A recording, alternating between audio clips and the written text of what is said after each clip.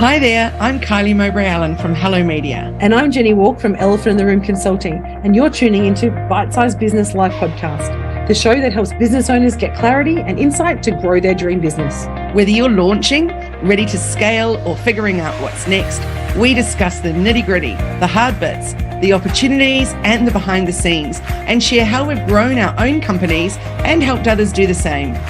We're glad you're here. And you're tuning in to Bite-Sized Business Live Podcast, the show that helps small business owners get clarity and insight to grow their dream business. I'm very excited. It's Monday morning and we're back on air. Kylie, how are you today? So good, Jenny. How about you?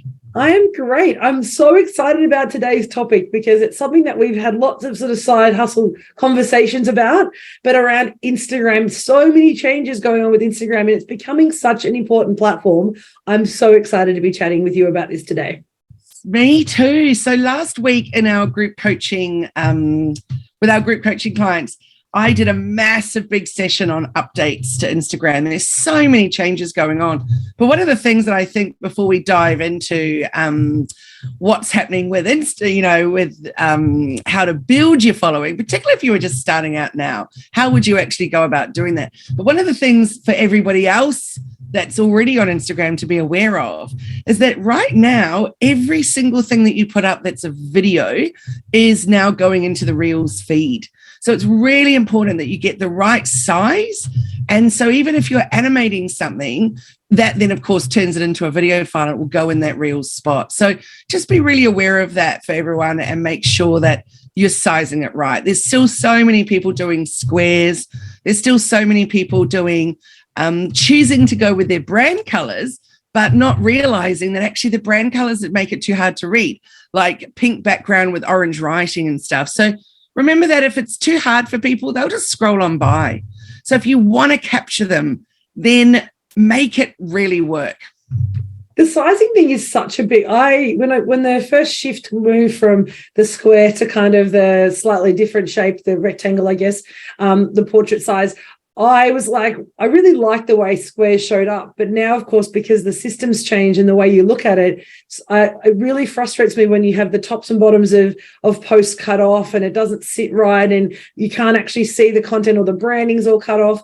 And it really does impact the way that you're actually engaging with that platform. And I'm with you in terms of so many people still using the wrong sizing. I mean, if you want to stay square, but know that it's not going to show up as a square, right? So be mindful of that it's not going to, the vision and what you're trying to achieve doesn't look like that if you don't kind of adjust to the system and follow those changes. So it's so important, such a great tip to make sure you're keeping up with those changes that you're doing. And I know that you're in your Hello Media Facebook group, you're always sharing information, those tips about sizing and reminding people about where the safe zones of your Instagram posts are so that we can get it right. So love those tips that you have.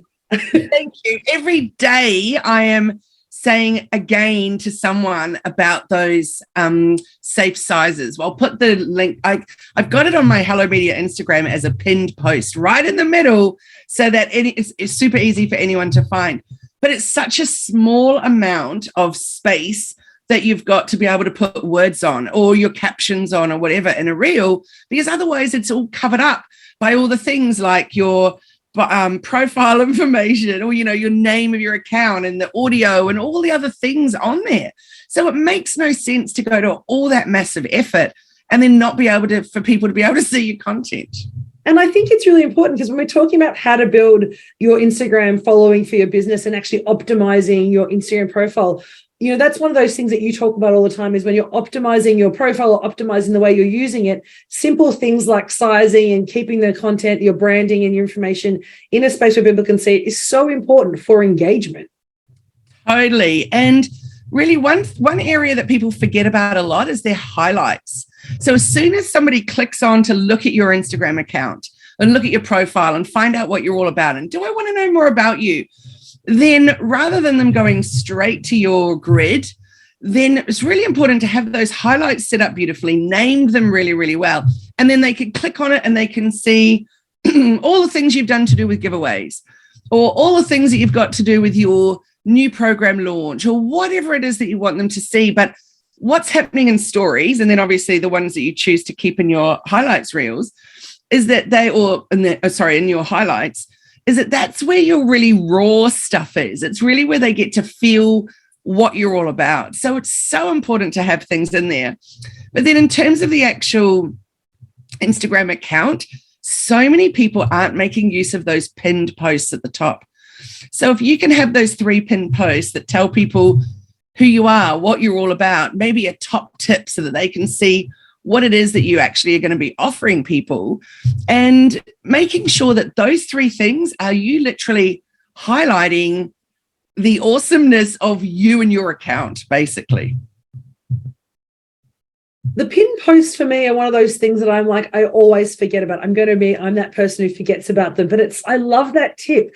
You know what came to mind as soon as you probably saw me wander off a little bit. I was like, that would be perfect for me to post my Do First matrix that I talk to everyone about, and I could have that as a pin post. And so every time we talk about scheduling and planning and getting your sort of systems right, that is one of those pin posts that we can just say, hey, go and have a look at the Do First matrix, download it, get yourself organized. And that's where my brain just went as you were talking about the pin posts.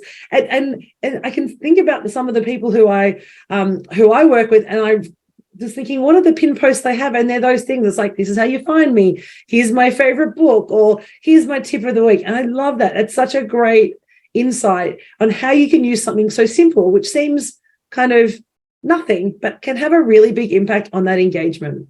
For sure. And especially your 3rd pin post should always be some kind of lead magnet that you're collecting email addresses from. Because, of course, I just got a email from someone this morning doing a big newsletter announcement that they had just lost their Instagram account. And there's someone that works in the industry as I do. So it just shows you anyone can be hacked. It can happen anytime. So you want to be making sure you're always collecting those email addresses. Yes. So yeah, I love that.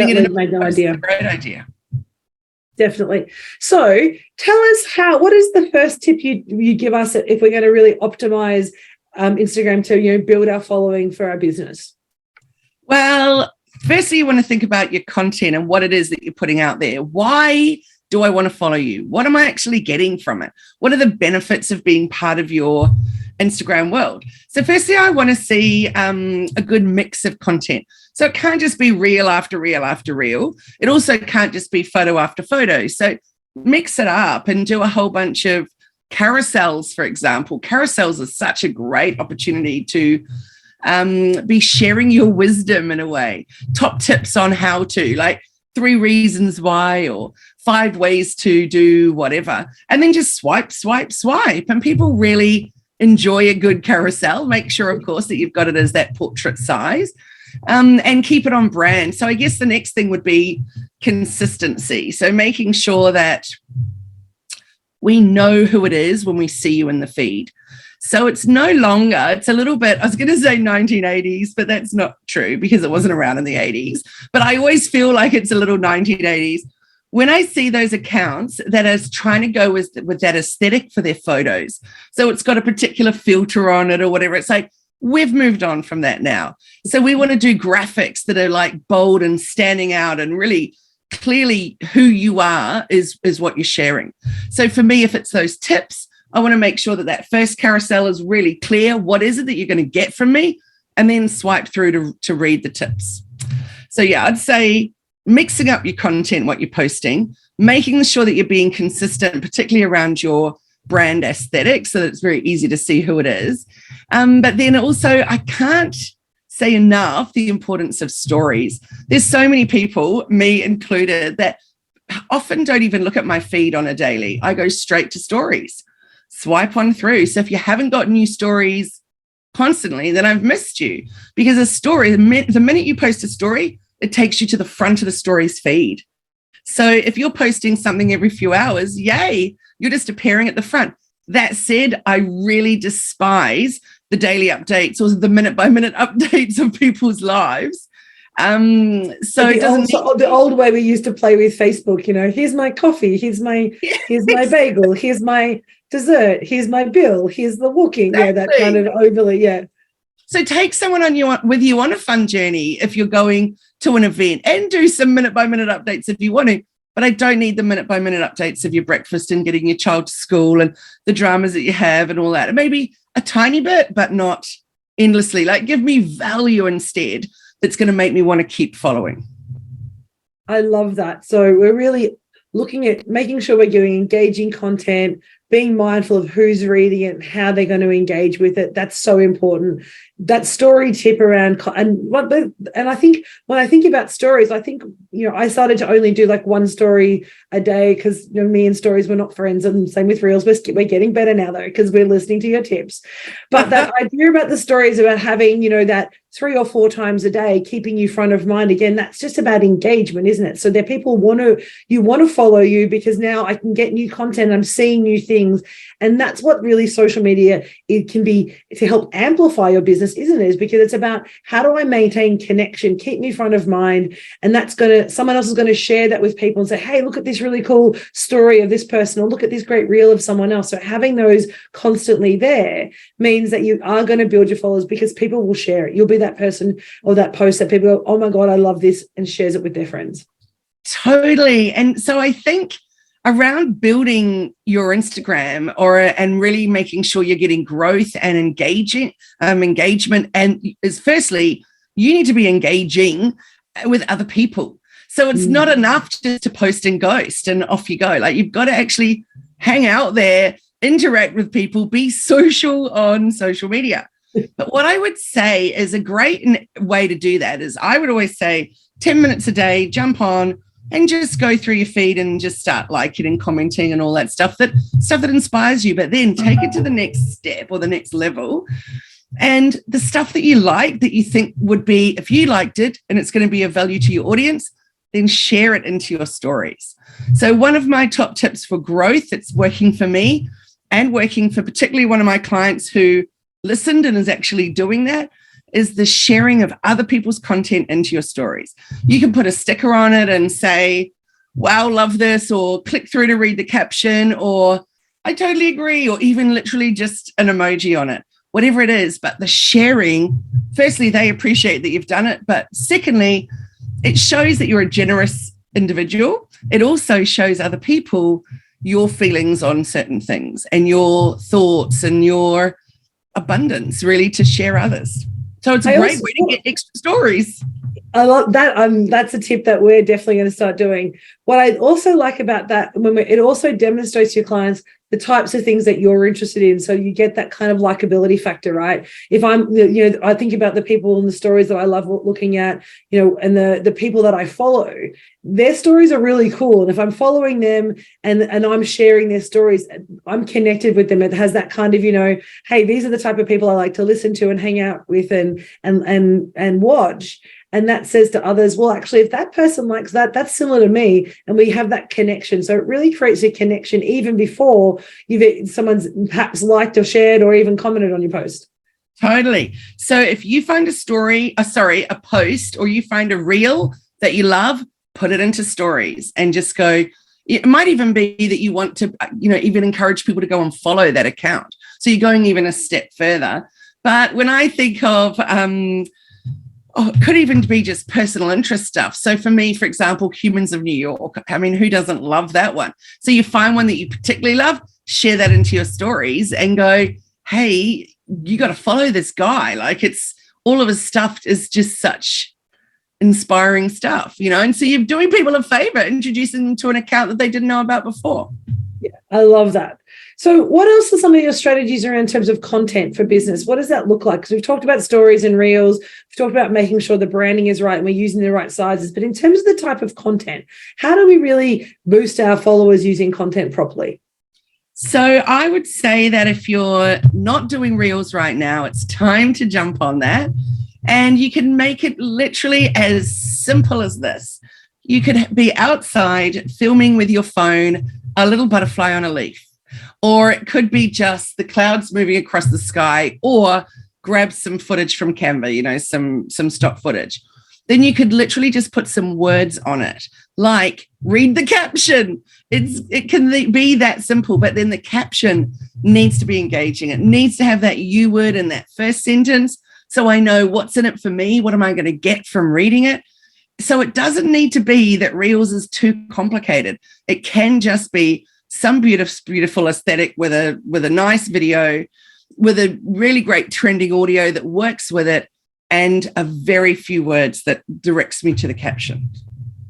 And so many times I see other people's reels, and they are very complicated. Some of them I'm pretty sure are going to give me an epileptic fit if I was epileptic, because they're just like flashing through things and they freak me out a bit too much. I'm like, it's too much for me. So that there is that kind of overly baked. It's to your comment before about, the filters and all the different kind of view. It's like, hey, I found a new toy and it's called Reels, and I'm going to make them be the shiniest, newest, and most amazing reels, where really all I want is engagement.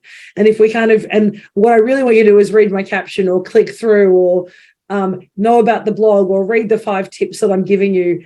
And the imagery, that reel is really around getting them to say, okay, let me look. So I think I love, again, that tip is about simplicity and making it easy for people who are still a bit kind of gun shy when it comes to Instagram and some of what would be more technical things like a reel or a story, but actually you make them really simple. Shoot a video, put a sticker on it, say, read the caption, done. You can do that on any day. You can do that once a week. You can do that once a day. And it's such a simple way to actually get engagement. You're so right. And so if your caption was going to be about 3 reasons why, for example, you need a business coach. So let's say that you had some great training audio, some great visuals that could be, as I said, just the waves on a beach or something like that. And it says 3 reasons why you can't grow without a business coach, or 3 reasons why you need to find the right business coach. So put that up there, do a little pointing down, read the caption. What's so good about that is that it makes the views of your reel much higher because they're reading the caption, which is taking some time, and the reel's still playing. So that's a little sneaky trick. That's very clever. I love that.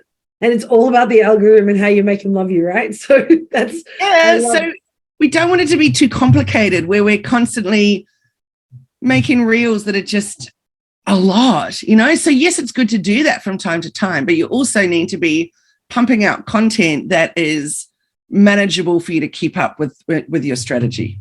Makes sense. So what's your next tip in terms of building your Instagram following for your business? I think it would be around call to actions. So you want to make sure that you have a call to action in your bio. So when people come to your account to read who you are, what you do, and how you help people, what do you actually want them to do? If it is just click the link, then say, click this link with some arrows to that link. Whatever it is, make it really easy and clear so that we know exactly what we're supposed to be doing. And then that also goes so far as into your captions.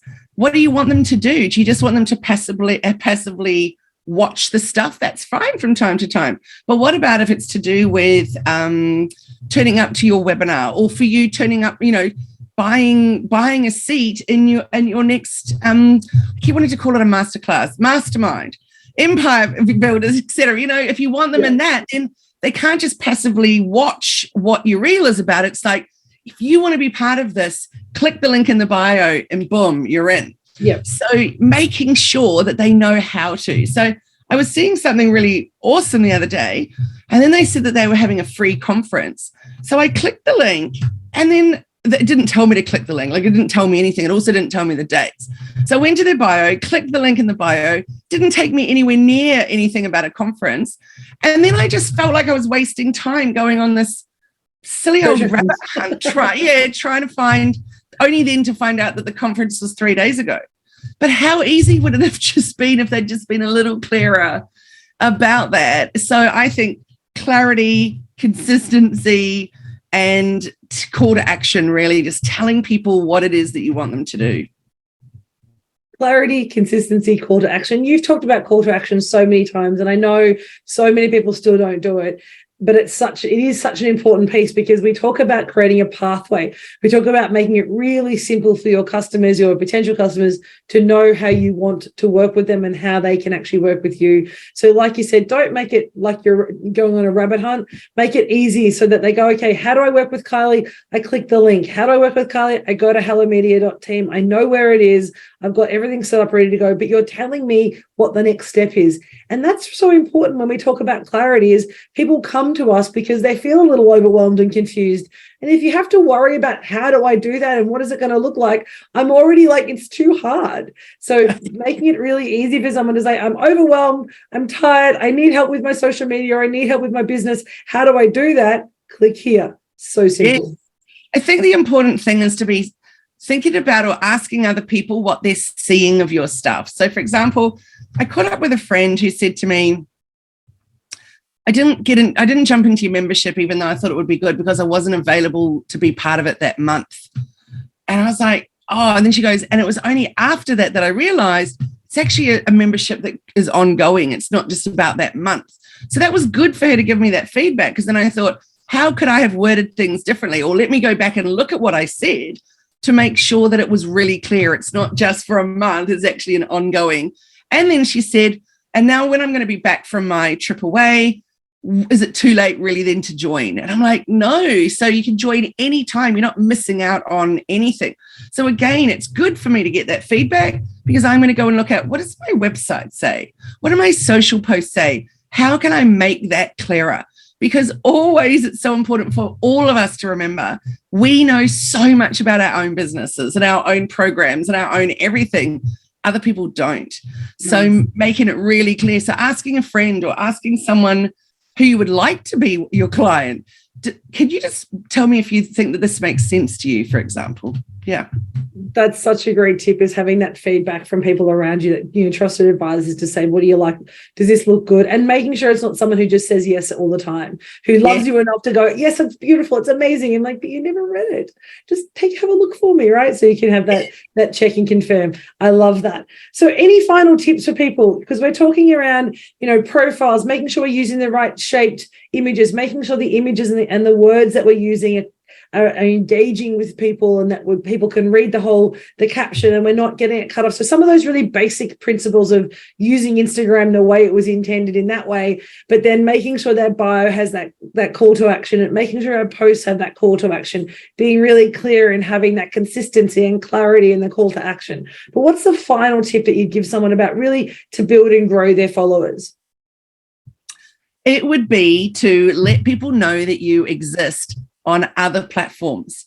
So maybe it's in each of your newsletters that you send out. It's like, hey, remember to connect with us. The links are below.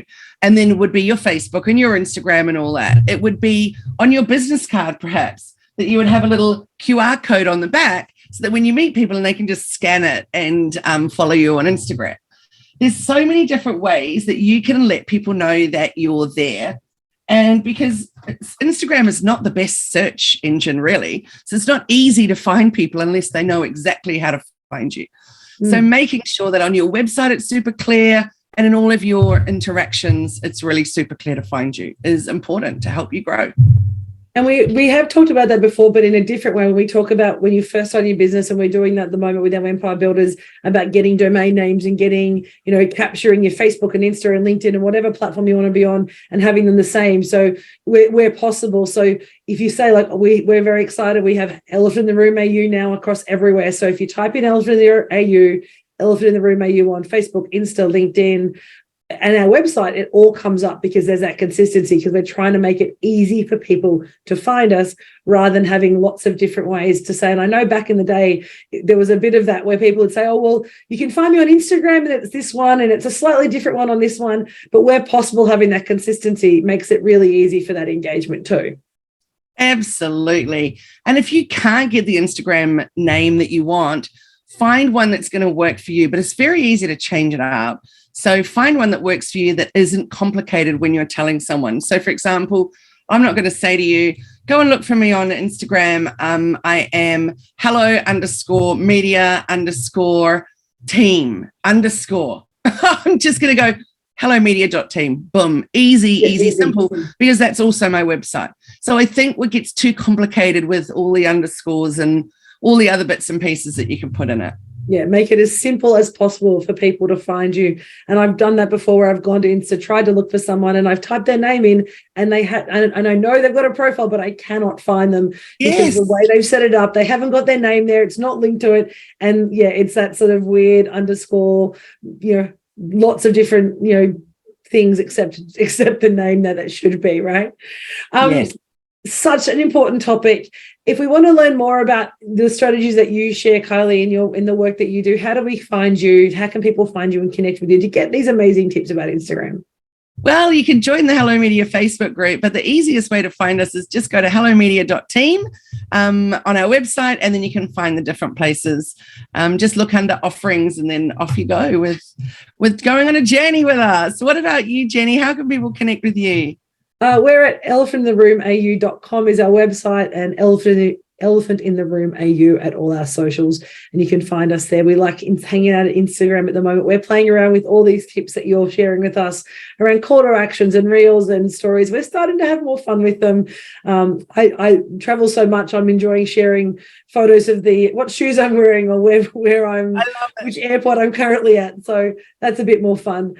Such a great chat. We're having a break next week because it's a public holiday across New South Wales and Queensland. So we'll have a break next week, but we're back on the October 9th. So Monday, the October 9th, we're going to talk a little bit more about this idea of customer engagement and followers, but we're talking about how we build business relationships, how we can actually make them stick and create more stronger partnerships with our clients. So I'm really excited about that. So 5 keys to building and maintaining business relationships. And we've just talked about a really important one today in terms of Instagram and being connected with your followers and staying, hanging out with them and connecting with them and making sure you get to know them and don't just use them as a number on your socials. They're people that sit behind that number. So we want to actually build a relationship with them. We want to go past the know and get to the like and trust, right?